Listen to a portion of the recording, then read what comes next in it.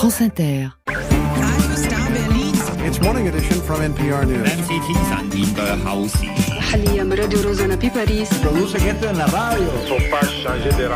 France Inter. Le 18-20. Fabienne Synthèse. Un jour dans le monde, c'est un jour entre l'Europe et l'Amérique du Sud ce soir. Troisième point que j'ai évoqué, celui du Mercosur. J'ai dit à la présidente que dans les conditions actuelles, cet accord n'est pas acceptable par la France. Et il ne le sera pas. Michel Barnier, vous l'avez reconnu bien sûr à l'issue d'une rencontre avec la présidente de la Commission européenne, Ursula von der Leyen. C'était hier, c'était mercredi.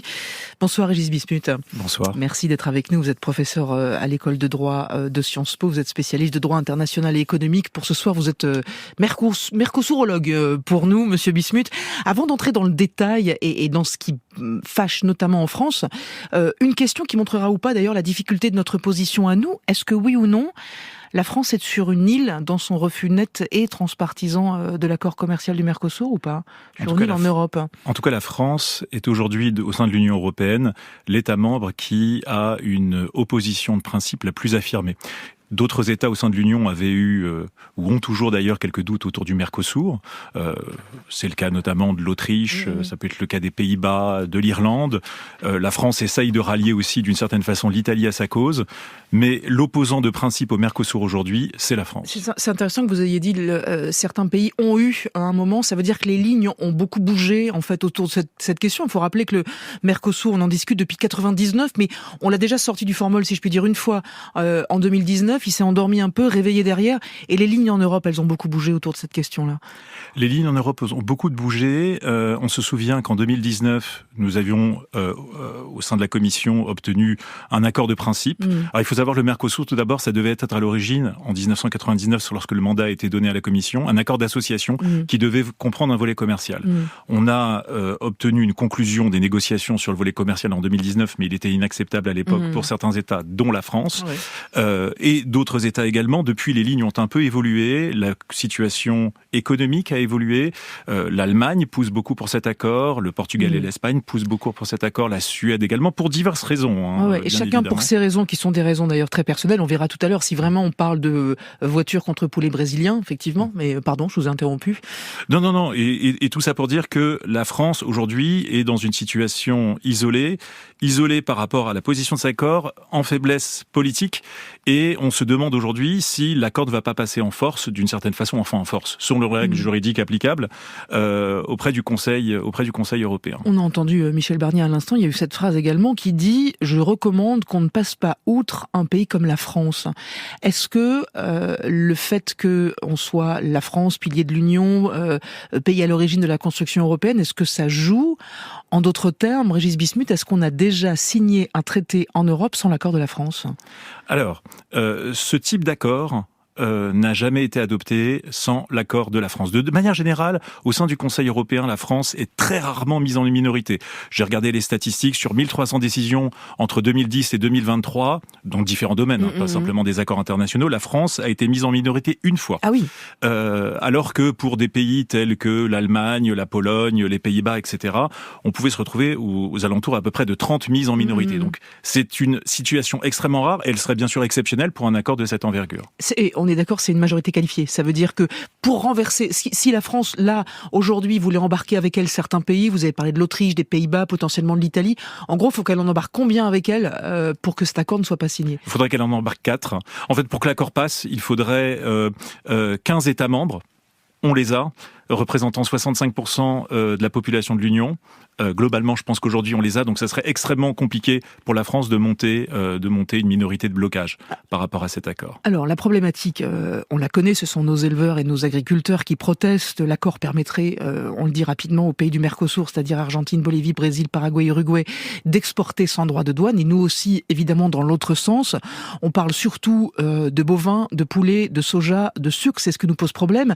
On parle aussi de condamnation conditions d'élevage, on parle de production agricole qui ne respecte aucun critère auquel nos agriculteurs doivent se soumettre, et depuis longtemps, agriculteurs et éleveurs européens, en termes de préservation de l'environnement, en termes de pesticides, en termes d'hormones.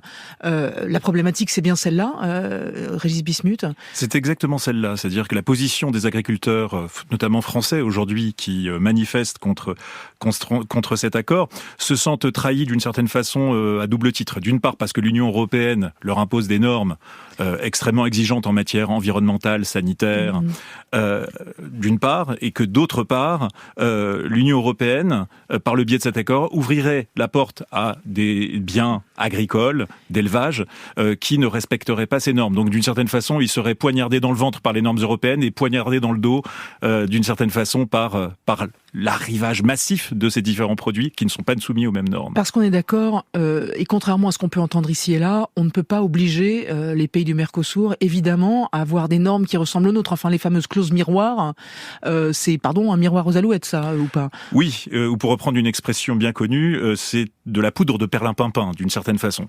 Parce que il n'y a aucun accord commercial en vigueur, et notamment ceux de l'Union européenne, qui imposerait aux partenaires, aux États tiers, de s'aligner exactement sur les normes européennes applicables. Alors attention, il faut peut-être faire une petite distinction de ce point de vue entre deux types de normes. Vous avez les normes relatives aux qualités des produits finis, et quoi qu'il arrive, tous les produits arrivant dans l'Union européenne doivent respecter ces normes relatives aux qualités des produits finis. Mais les normes et processus de production, c'est-à-dire la taille des élevages, les méthodes d'élevage, les méthodes de production de certains produits, etc., on ne peut pas imposer dans le cadre de ces accords, en tout cas ça n'a jamais été fait, ça n'existe pas ce type de clause miroir où on réplique la réglementation européenne aux États partenaires économiques dans le cadre de ces accords de libre-échange. Donc ça veut dire un bœuf argentin piqué aux hormones peut se retrouver dans nos supermarchés et faire concurrence à nos éleveurs à nous, ou pas? Alors là, on se situe dans une sorte de zone grise, d'une certaine façon, entre les normes relatives aux qualités des produits finis et les normes relatives à l'élevage.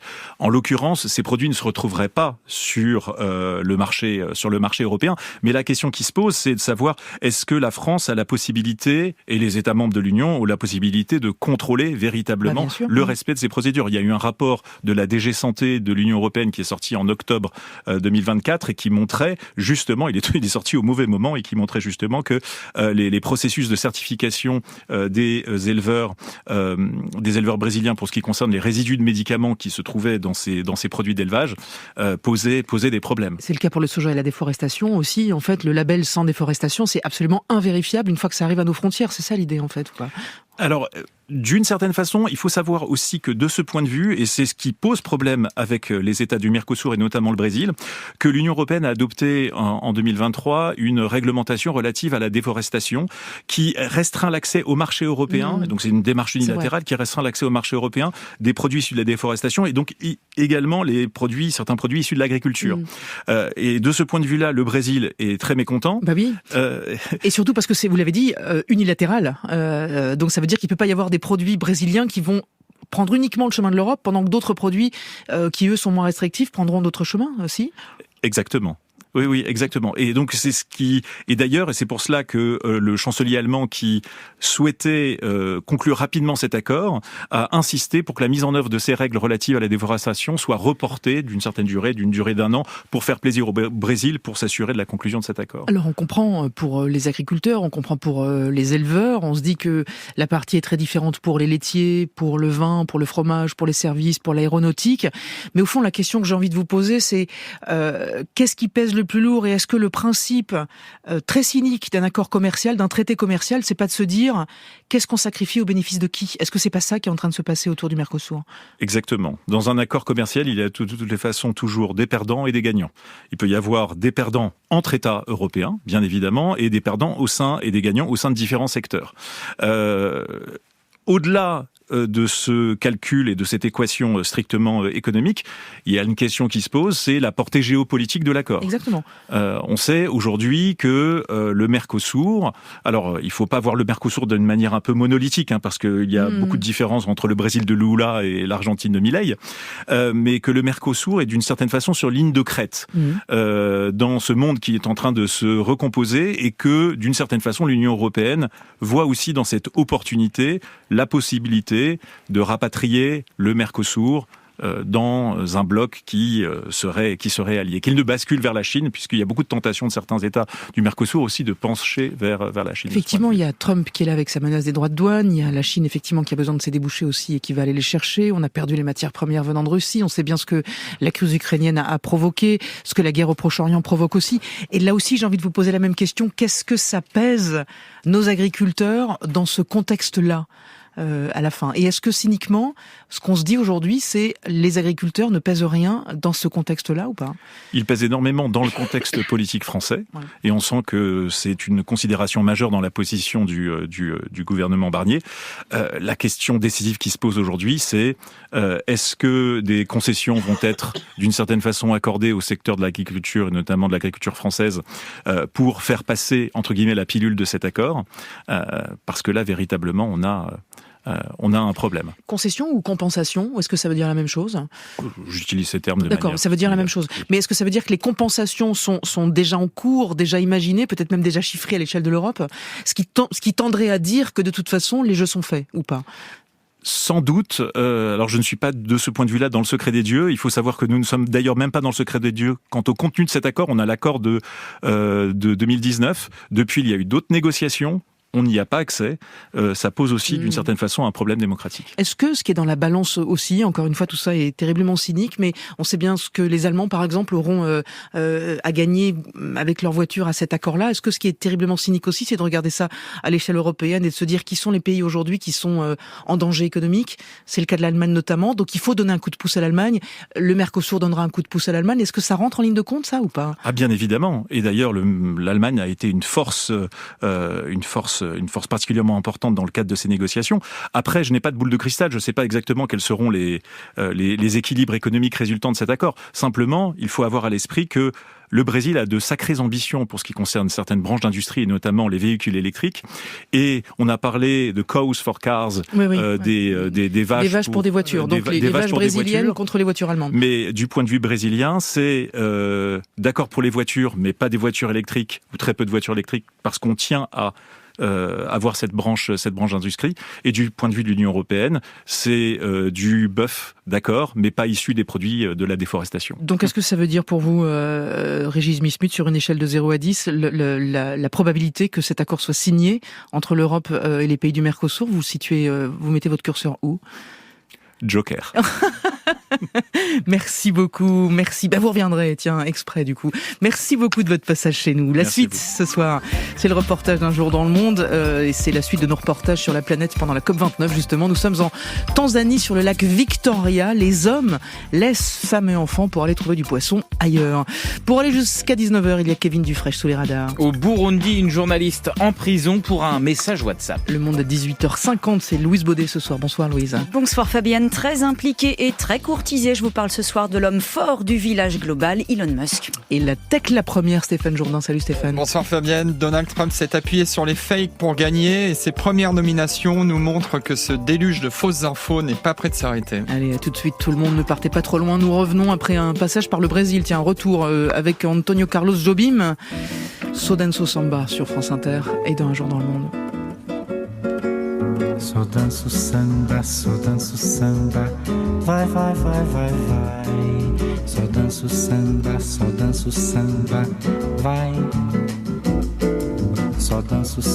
Só danço samba, vai, vai, vai, vai, vai. Só danço samba, vai. Já dancei o twist até demais, mas não sei, me cansei do calypso ao tchá-tchá-tchá. Só danço samba, vai, vai, vai, vai, vai. Só danço samba, vai.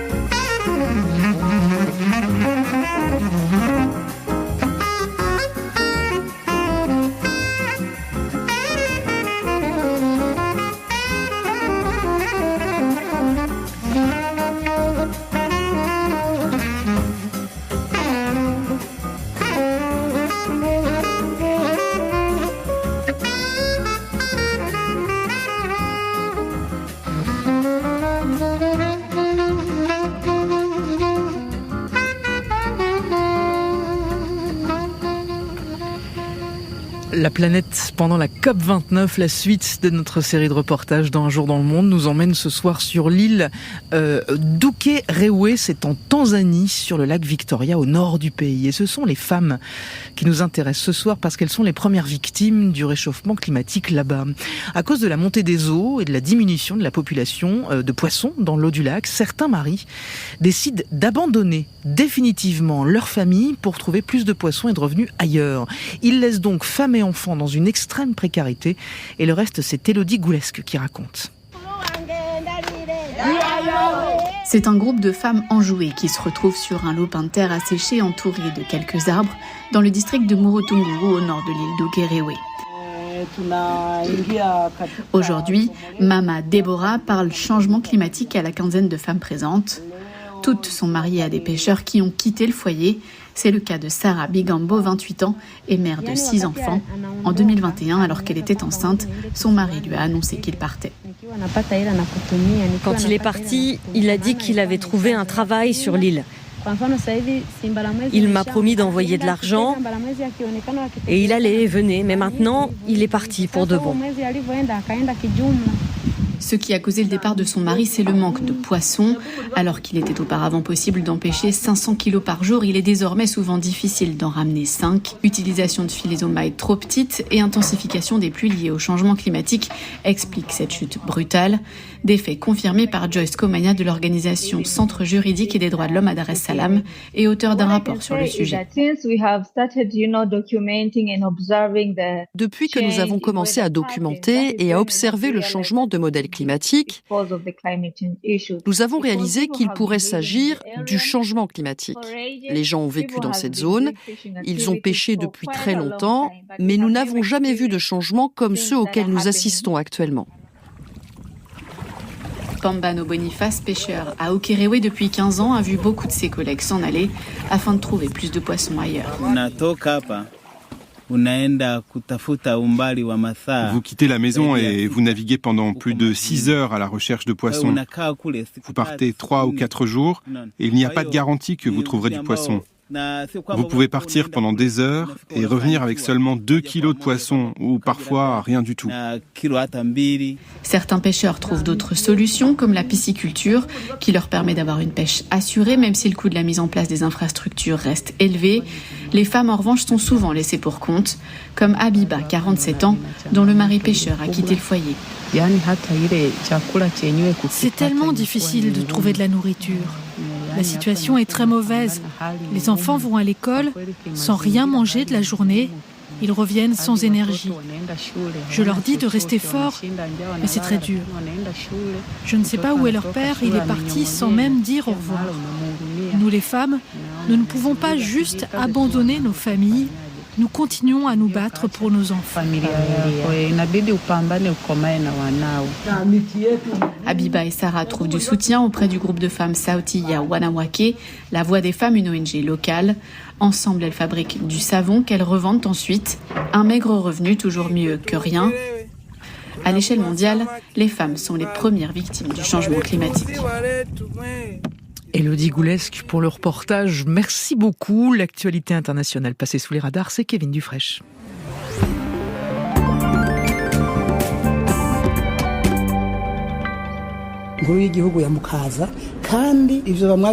Et nous sommes d'abord au Burundi, Kevin, où une journaliste est en prison. Elle s'appelle Sandra Muhoza. Elle est incarcérée depuis le printemps dernier. Et mardi, le parquet a requis à son encontre 12 ans de prison. Tout ça pour un message sur WhatsApp. C'est en tout cas ce qu'affirme Reporters sans frontières.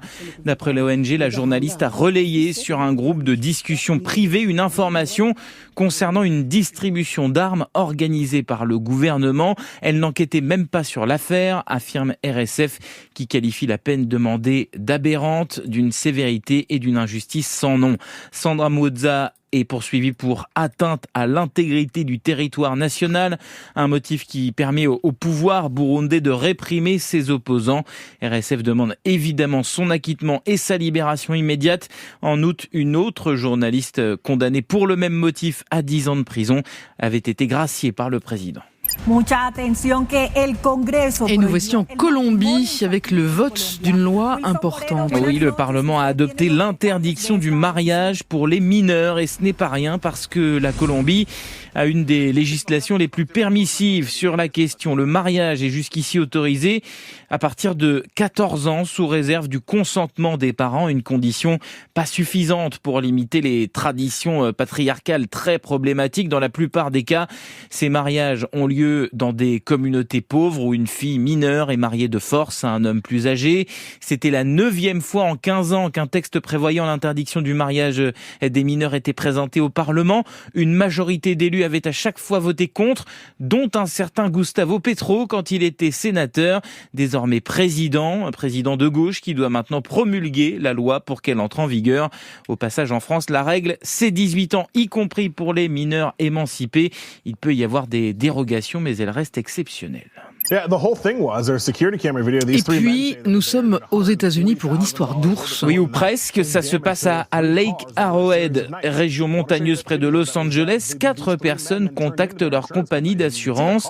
Un ours a ravagé l'intérieur de leur voiture de luxe, notamment une Rolls-Royce, prix de base $500 000. Il faut dire que ce genre de dégâts n'est pas rare en Californie, peuplée de grizzlies. Ils envoient alors des photos de l'intérieur des voitures. Il y a en effet des marques de griffes sur les cuirs qui ne sont pas non plus déchiquetés, mais une des compagnies d'assurance a des doutes. Elle déclenche alors une enquête qui va notamment s'appuyer sur une vidéo de surveillance fournie là encore par le propriétaire de la voiture et analysée par un biologiste du département de la faune et de la flore qui révèle alors la supercherie.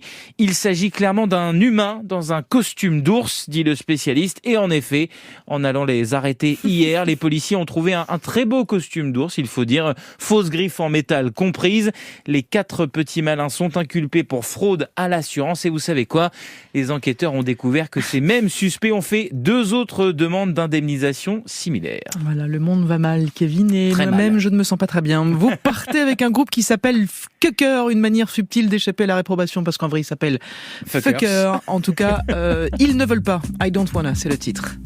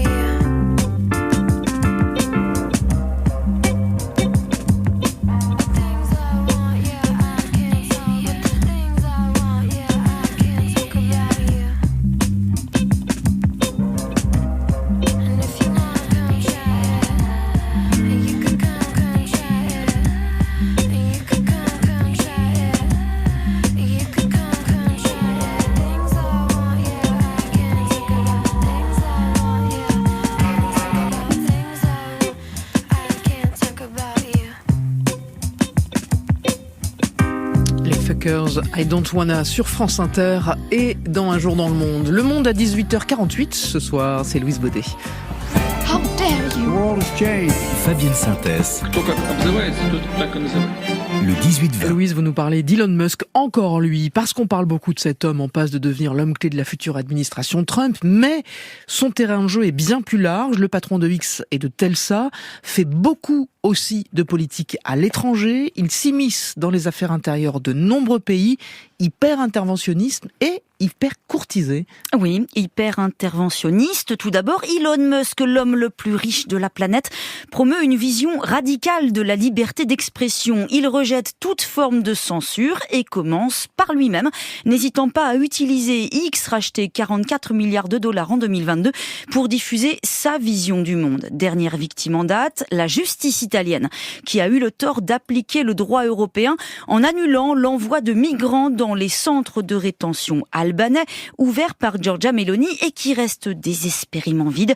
Elon Musk s'est immiscé dans ce débat tendu entre le gouvernement d'extrême droite italien et les juges. Ils doivent partir, stop à l'autocratie non élue. 2 tweets en 2 jours et la réponse du président italien Sergio Mattarella qui appelle au respect de la souveraineté de son pays. Et c'est pas la première incursion du milliardaire, Louise, dans le débat politique de pays étrangers. Et non, février 2022, Elon Musk compare le Premier ministre canadien Justin Trudeau à Hitler. Le milliardaire soutient alors le Convoi de la Liberté, mouvement routier anti-vax. Septembre 2023, passe d'armes avec Berlin après une attaque au bazooka contre des ONG allemandes qui recueillent les migrants en Méditerranée. Le 12 septembre dernier, c'est le gouvernement australien qui est qualifié de fasciste pour vouloir sanctionner les plateformes qui ne luttent pas contre les fausses informations. Même cause, mêmes effets au Brésil cet été où Elon Musk s'en prend à la justice qui bloque sa plateforme. Sans oublier toujours cet été l'irruption d'Elon Musk sur la scène politique britannique à l'occasion des émeutes anti-migrants qui enflamment le Royaume-Uni, le milliardaire américain soufflant ouvertement sur les braises. Et alors, quelle réaction ? Alors, il y a celle outrée de l'Australien Anthony Albanese ou de l'Italien Sergio Mattarella, on en parlait. Mais curieusement, la riposte n'est pas toujours à la hauteur de l'attaque, comme si des gouvernements démocratiquement élus avaient peur du géant de la tech et de sa puissance médiatique et politique dans le village global. L'Union européenne s'est bien dotée d'un Digital Service Act, outil puissant de régulation des réseaux sociaux, mais cette législation qui se déploie progressivement reste pour l'heure l'exception qui confirme la règle, celle de l'impunité. Et mieux, Louise, Elon Musk est courtisé. Oui, d'abord par ceux qui sont d'accord avec lui, les leaders ultra-conservateurs du monde entier. Seule la rage de l'italienne Giorgia Meloni à l'israélien Benjamin Netanyahou, en passant par l'indien Narendra Modi ou l'argentin Javier Milei. Mais la fascination semble opérer au-delà de cette famille politique. À l'annonce de la nomination d'Elon Musk au sein de la future administration américaine, les félicitations ont fusé, y compris dans le camp libéral. Alors, on ne va pas revenir trop longtemps sur le tweet de notre ministre à nous, notre ministre de la fonction publique Guillaume Kasbarian, on en a déjà pas mal parlé. Mais rappelons quand même qu'en un an, Emmanuel Macron a reçu le multimilliardaire au moins à 4 reprises, avec dans le viseur un projet de Gigafactory Tesla. Dans l'espace informationnel comme dans le champ économique, la puissance du multimilliardaire impressionne, au point peut-être de faire de l'ombre à Donald Trump. Et c'est peut-être dans ce choc-là, celui d'ego surdimensionné, que réside la potentielle limite à l'irrésistible ascension d'Elon Musk. Louise Baudet, merci beaucoup. Le jeudi, c'est la Tech la première et Stéphane Jourdain. France Inter, le 18-20. Et Stéphane, l'élection de Trump couronne une stratégie qui s'appuie sur les fakes. Et vous nous dites ce soir que ce n'est que le début, cette élection et les premières nominations de Donald Trump ouvrent une nouvelle ère où, vous en êtes certain, les fake news seront partout. Et oui, parce que les fakes, ça marche. Et j'ai une preuve irréfutable, le smoking gun, comme on dirait dans un western, direction Springfield, dans l'Ohio. Petite ville de 60 000 habitants qui vit depuis 2 mois à l'heure du plus gros fake de cette campagne 2024. Quand en plein débat, Donald Trump affirme ceci, on s'en souvient tous. In Springfield, they're eating the dogs, the people that came in. They're eating the cats. They're eating the pets. Des migrants haïtiens chasseraient les animaux de compagnie des habitants de Springfield pour les manger. Énorme fake, sans doute l'un des plus fact-checkés de l'histoire. À longueur de reportage, les habitants de la ville ont dit à quel point ils avaient été salis par ce fake énoncé en Mondiovision. Et pourtant, ces mêmes habitants ont massivement voté Donald Trump. En 2020, ils avaient réuni 61% des votes. Il avait réuni 61% des votes. 4 ans après, il fait 65%. Les républicains n'avaient pas fait aussi bien depuis des décennies. David Chavalarias, chercheur au CNRS, spécialiste des réseaux sociaux, n'a pas de doute. Les fakes, ça marche au sens où ça attire l'attention et ça fait parler de vos thèmes. Par exemple, quand Trump a parlé du thème des Haïtiens qui mangeaient les chiens et chats, le truc était complètement absurde, mais ça a fait parler de l'immigration. Et donc, ça a pu apporter, en gros, en seconde bande, des électeurs. C'est pas forcément la fake news directement qui va générer des nouveaux électeurs, c'est un instrument pour capter l'attention et recadrer le débat sur des thèmes qui vous sont favorables. Bref, c'est absurde, mais ça fait venir des électeurs. France 2 a interviewé la chef locale du Parti républicain et écoutez, c'est exactement ce qu'elle finit par reconnaître. Au début, je me suis dit, il a vraiment déconné cette fois. Et après, j'ai réfléchi et je me suis dit, on va voir ce que ça va donner. Et en fait, ça nous a aidé à gagner des voix à Springfield. Une journaliste canadienne a labouré Springfield pendant plusieurs jours, justement pour tenter de mesurer l'impact de ce fake. Et elle en a fait un podcast. Voilà ce que les électeurs lui ont dit dans la file d'attente devant les bureaux de vote. Ils m'ont tous dit qu'ils votaient républicains, mais ce qui est intéressant, c'est qu'ils m'ont tous fait part d'un certain malaise face aux mensonges qui ont été racontés sur leur ville. Donc il y avait comme une dissonance cognitive qui, pour être honnête, était très intrigante et un peu difficile à comprendre pour moi. D'un côté, ces gens n'aimaient pas l'impact dévastateur de ces mensonges sur leur ville, et de l'autre, ils ont quand même voté républicain parce qu'ils étaient inquiets de l'arrivée massive de nouveaux habitants et ce que ça provoque dans leur ville. Une dissonance cognitive, on parie qu'elle a touché beaucoup d'autres électeurs qui ont voté Trump, les femmes ou les latinos par exemple. Et c'est que le début, Stéphane, quand on voit les premières nominations de Donald Trump. Oui, la nouvelle administration de Donald Trump, c'est un peu la dream team des fake news. Prenons le nouveau secrétaire d'État à la Défense, Pete Hegseth. Dans ce show télé, il explique pourquoi il ne se lave jamais les mains. Attention, ça pique un peu. Ça fait 10 ans que je me suis pas lavé les mains. Non mais c'est vrai. Je me lave jamais les mains. Je suis auto-immunisé. Les microbes, ça n'existe pas. Si je peux pas les voir, c'est que ça n'existe pas. Les microbes, ça ne se voit pas, donc il n'y a pas de microbes. Autre exemple, Robert Kennedy Jr., pressenti pour être ministre de la Santé, c'est un peu le champion des antivax. Là, par exemple, il explique que le Covid-19 a été mis au point pour cibler certaines ethnies et épargner les Chinois et les Juifs. En fait, le Covid-19 a été conçu pour s'attaquer à certaines races en particulier, les Caucasiens et les Noirs.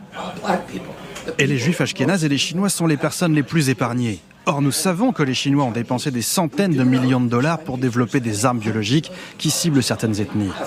Dernier exemple, Kristi Noem, bientôt en charge de la sécurité intérieure du pays.